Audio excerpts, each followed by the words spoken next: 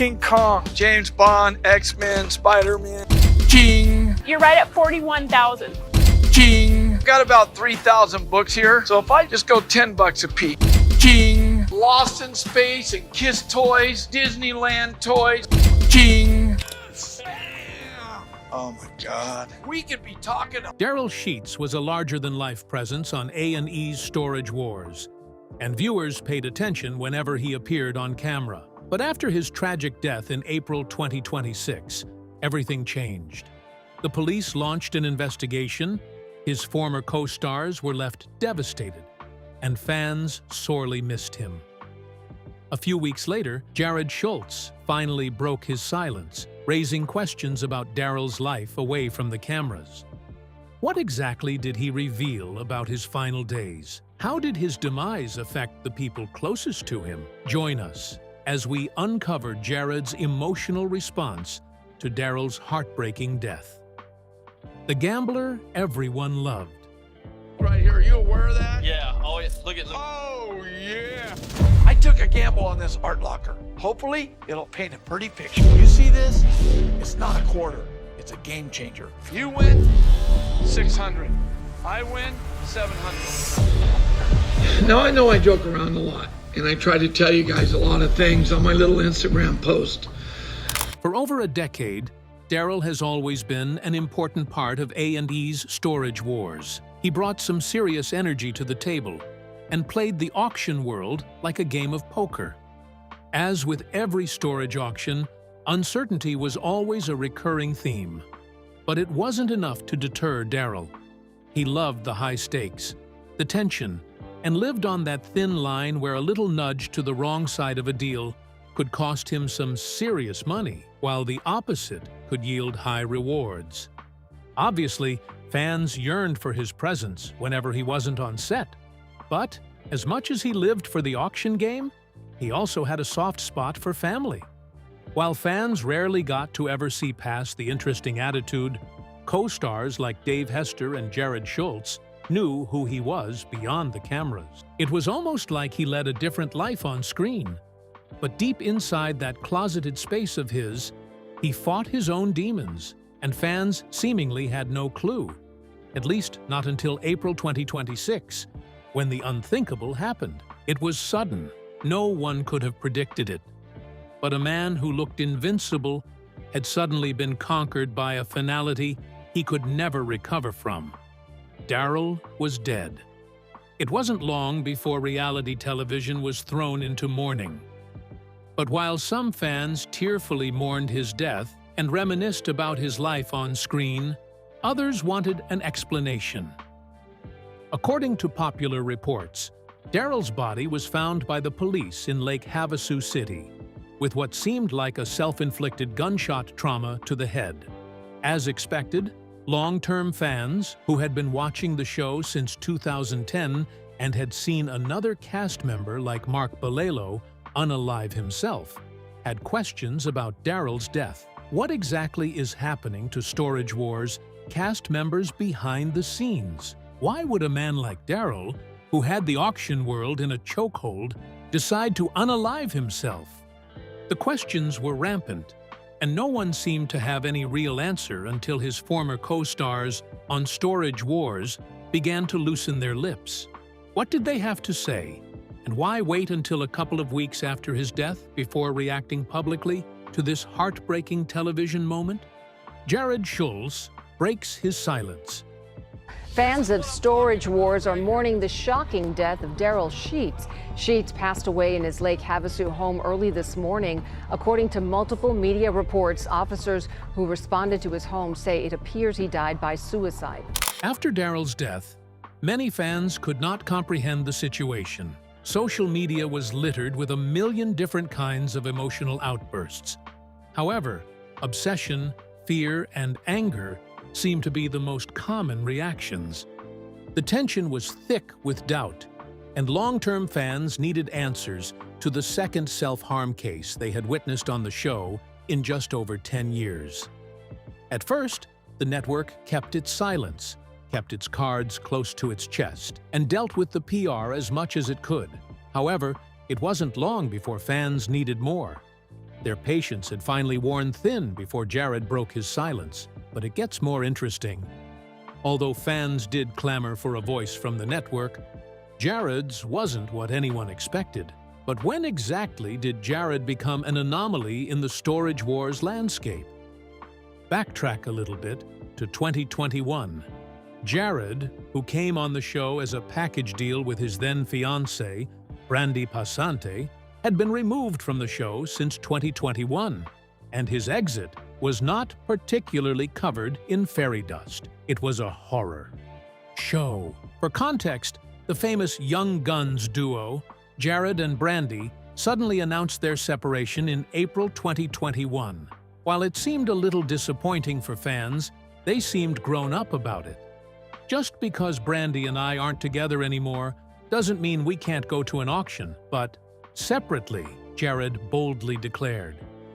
But the unsaid words and toxic tension never really disappeared now, did they? Consequently, on April 30th, at a bar in Lake Forest, Orange County, the unthinkable happened. Jarrod had walked into the bar a free man, but left with a misdemeanor domestic violence charge hanging over his head for getting into an altercation with Brandy. As expected, the network dropped him really quickly, ensuring he was never on the set again.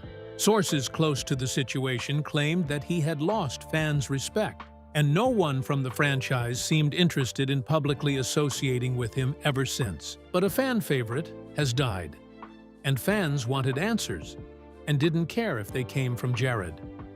He was an unexpected voice, but you know what they say about desperate times. Darrell and Jarrod often dealt directly with each other on set, and had been seen having what seemed like personal conversations every now and then. So who better to talk about him than Jarrod? Jarrod posted a picture of himself on social media, sitting with a framed picture of Darrell on his wall while holding one in his hand. It was a reflection of how much he really cared about Darrell. To him, Darrell wasn't just another cast member on the show. He was one of those guys who enjoyed watching him and Brandy win. He was never crazy about them, being so young and competing with a seasoned antique professional like himself. And that was enough for Jarrod to remember them as if they were family. But was Jarrod alone in his feelings about Darrell? A broken Brandy.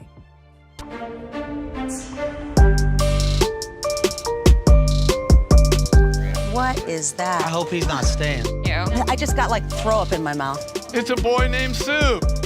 How do you do? Storage Wars had always been about competition. It didn't matter much if anyone was younger, older, or richer.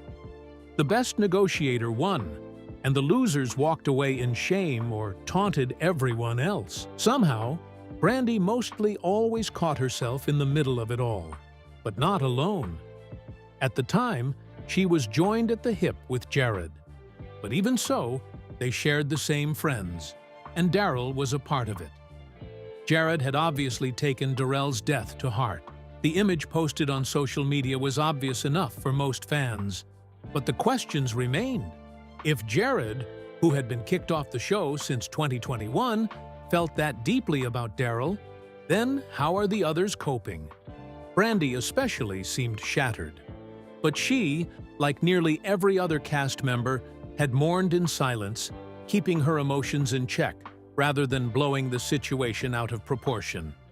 However, little did anyone know that Darrell's final breath would mark the unfolding of a completely hidden reality, especially for his co-stars. Maybe Darrell did fight his own demons and painfully lost. Brandy was not different.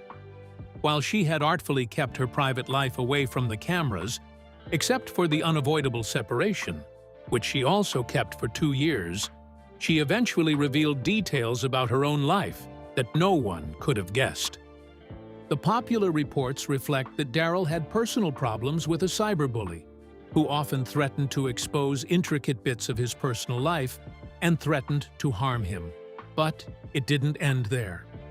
The bully made some really inflammatory posts about the LGBTQ community and claimed Darrell was gay.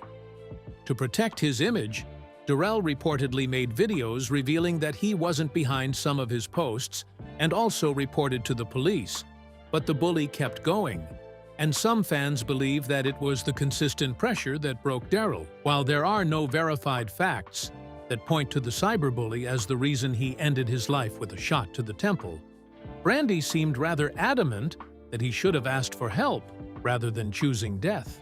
But why exactly did Brandy feel so confident that a conversation with his other people, maybe even a professional, could have stopped him? Unfortunately, Brandy lost a parent and a brother to similar situations.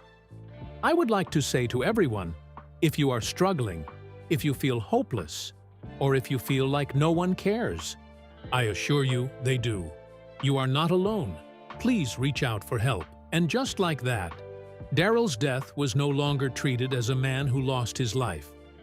It became a campaign for mental health recovery and a veto against self-harm. While Brandy's assessment felt like a discovery, hindsight set in, and fans started to connect the dots. Suddenly, old clips were resurfacing. Viewers noticed his unexplained disappearances. His public presence was suddenly targeted in only certain areas, especially Lake Havasu. This opened doors to more questions. Were the warning bells already ringing before the final chime in April 2026? The writing on the wall. One up for Team Tank Top.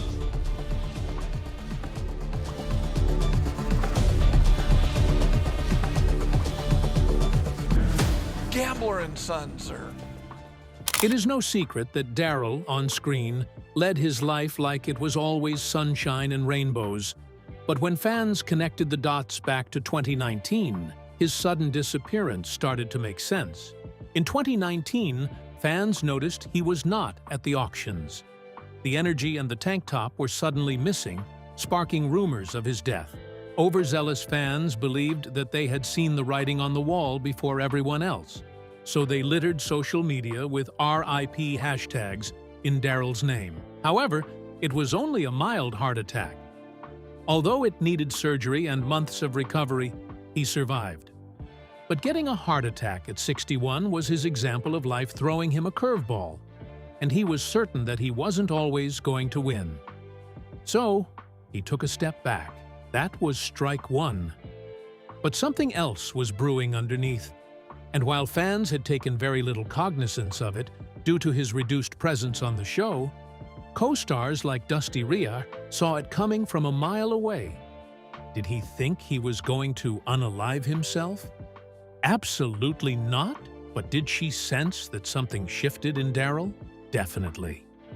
For context, Dusty was one of the few people who knew Darrell beyond the cameras. He could tell that he had some serious family values that he never compromised on, and he was super competitive. While some fans and critics mostly imagine him as that gambler who loved the high-risk, high-reward approach to the auction, there was a side of him he rarely displayed on camera. He was a superb salesman. He had the passion of a python. He squeezed so tightly in negotiations until you coughed up the penny on the dollar he was looking for. Case in point, he never left money on the table. And that makes what happened next quite interesting to Dusty. The gambler had set a steep price of $125,000 on a solid collection of estate. But to his surprise, his friend made a deal with the gambler for $50,000. There was no fighting, no pushback, no smart, witty words to force a renegotiation, just an okay. According to the client, Darrell struck him like a man tying up his affairs, almost like he saw an end before everyone else, and he was preparing for it. Dusty believed it was definitely out of character for Darrell to accept such a huge deficit. For context, he had a watch deal with him once where they bickered over an extra $50. But that wasn't all. He also called to ask if he was sure that the check would clear. The signs were there, but they didn't really scream intent to Dusty. Yet he felt the hurt like a close family member would have. But if Dusty, an old co-star who had even left the show way before Darrell could be broken by his death, how did his greatest on-screen rival, Dave Hester, cope with it? It was never that serious. While Storage Wars was never really a scripted story of heroes and villains, Dave Hester seemed like the perfect villain. He was competitive, knew how to rile everyone up, and there just wasn't a dull moment with him. His personality often polarized the fan base. His bladed tongue and the consistent "yoop" either made you want to give him a thumbs up and applaud him or punch him in the face. He was the perfect villain archetype, and unsurprisingly, fans loved him. But even when his personality often rubbed most people the wrong way, and often forced a clash between him and other cast members, he was consistently getting into it with Darrell. The sarcastic comments, the antagonizing negotiations, the light banter, and the sometimes heated arguments seemed like they would soon hit an escalation point. However, both men often seemed to know where the line is, so they never fully crossed it with each other. Consequently, it made sense that Brandy, the Dotsons, Dusty, and Renee Nazoda mourned his death openly. But Dave granting an interview with Extra TV to discuss his death felt completely odd to most fans who had watched them bicker at each other on the screen for years. However, while it was never an act, it was also never that serious. Dave claimed it was simply the competitive nature of an auction. In fact, he explained that he had known Darrell many years before the show, even before the network created it. They reportedly discussed how great it would be to have a reality television experience doing what they love under their belts. So, they were never really enemies, just competitors with a keen eye for the best storage. However, he was not prepared for the news of his death, especially from self-harm. He claimed that the last time he saw him at the flea market in Long Beach, he advised him to take much better care of his mental and physical health. Dave had noticed a shift, too. He could tell he was being eaten alive by his cyberbully, and the effect it had on his mind was starting to seep through the cracks of his perfect smile. Dave claimed that Darrell never really discussed how he felt inside, even though they sometimes had lunch together. For a fact, after his heart attack, Dave joked that they would be roommates in a hospital, as he also had a hemorrhagic stroke at the time. But he just never thought Darrell would consider unaliving himself. Like Brandy, Dave was disappointed that the gambler did not give himself enough of a chance to fight his demons with someone else in the picture. He especially felt the pain that went to his family. According to Dave, Darrell had a really soft spot for family, especially his grandchildren, and it's one of the reasons that he wanted out of Storage Wars. He wanted to be close to home. Maybe that's exactly who Darrell really was. Beyond all the fierce competitions, serious banter, and the larger-than-life personality, he just wanted peace. But while fans watched the big co-stars start to speak up, all eyes were on the lead auctioneers, Laura and Don Dotson. How exactly did they respond to Darrell's heartbreaking death? The truth about Darrell, the Dotsons couldn't ignore. It is hard to imagine the show without the rapid-fire auction style of Don Dotson and his wife, Laura, who kept the show ticking. Although it wasn't the first time that the couple had seen a cast member unalive himself, losing Darrell tore them up. However, Laura wasn't the type to give in to the noise from popular media. She wanted verifiable information, so she went to his family, who revealed a bombshell. While they really did discover that he was being cyberbullied, it had been going on for much longer than 2026. Laura believed that he had been misrepresented by his looks. He appeared like a big, burly lad, and because of that, no one thought he could get his feelings hurt. But Laura believed that it broke him, tore apart his self-esteem, and forced him to cower into the only place where he would find comfort and solitude: death.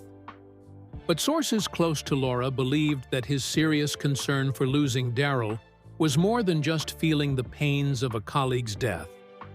Insiders claimed it felt like a reminder of how fickle life can be, especially given her experience with Don in 2014. Just 4 years into the show, Laura claimed Don woke up with a terrible feeling, in a cold sweat, and decided to take a shower. But just as he got out, he claimed that his vision was blurry and then collapsed. Soon, the doctors figured that he had come down with a double brain aneurysm.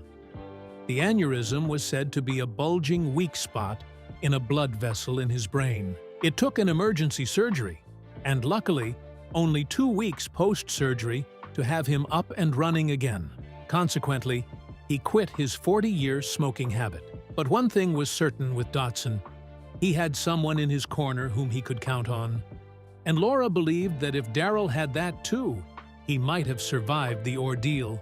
But how much did this death affect his legacy? While fans remember him as the loud, tank-top-wearing menace who fought tooth and nail for every storage locker, his co-stars painted a picture of a man who lived 2 different lives. A competitor on the screen and a man who quietly lost a battle no one realized he was fighting until it was already too late.